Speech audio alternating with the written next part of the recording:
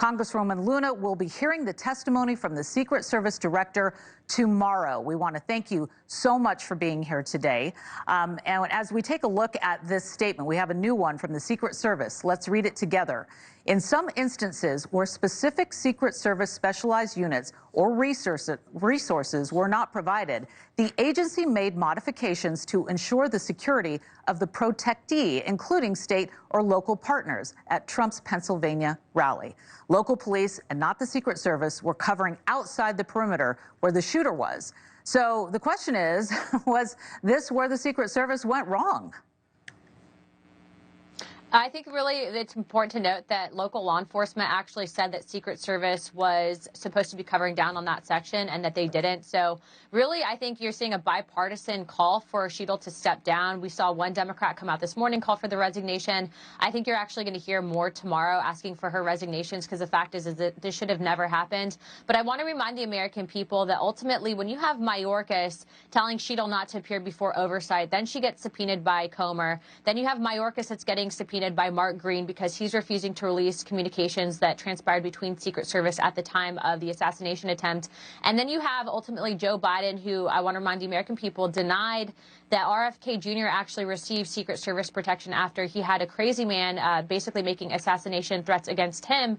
I think ultimately this goes all the way up to the top. And so not only is it our goal and objective to present to the American people what actually transpired, but I don't have faith within the FBI to actually do their job, and I think that Congress needs to set up a select investigative arm to actually handle this and ensure that this never happens again, because frankly, this was a lapse of judgment that could have cost someone's life. And also, too, I do believe, based on the evidence that we're seeing coming forward out of reporters and then also to law enforcement, that this man was working with other people, and I think that that's evident based on what we're seeing with the detonators and the explosives, and also how much training he had.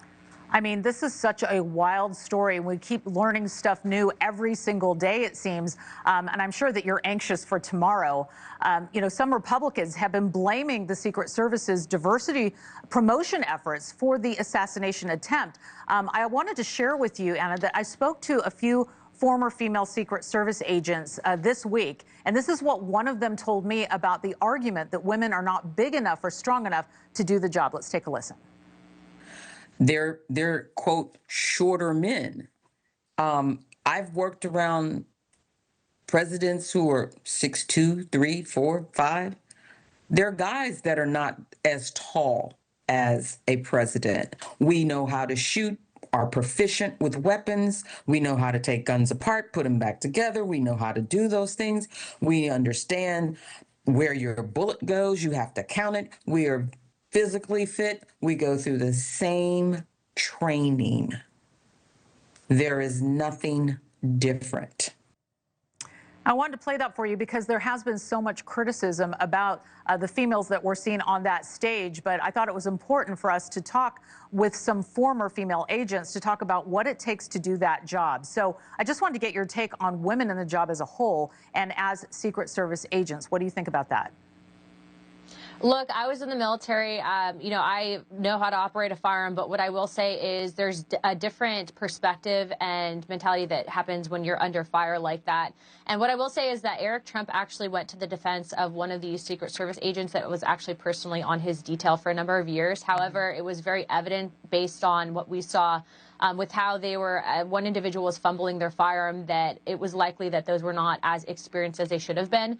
And so what I will say is that I've been a firm advocate in that you promote someone, you place someone in a position based on qualifications, not because of, you know, race, gender, or color. And so I will stick by that. I think that you need the most qualified people, but also you need more people to assist in the detail and security of the president. And as you stated earlier, they were denied that request by Secret Service, ultimately by Mayorkas and by the White House.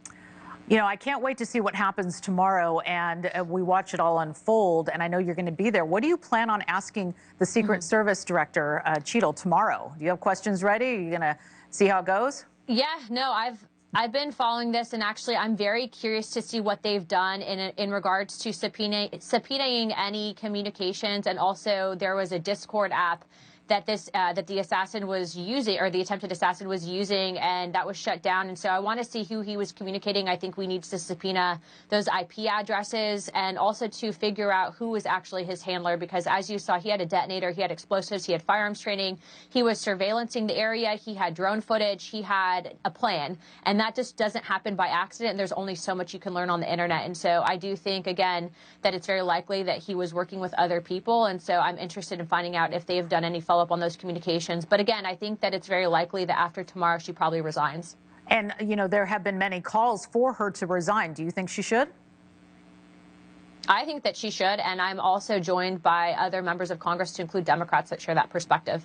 Yeah, you know, Trump joins a short list of presidents and candidates who have been wounded in assassination attempts but survived. And we have a look at those for you now, including Theodore Roosevelt and George Wallace, Ronald Reagan.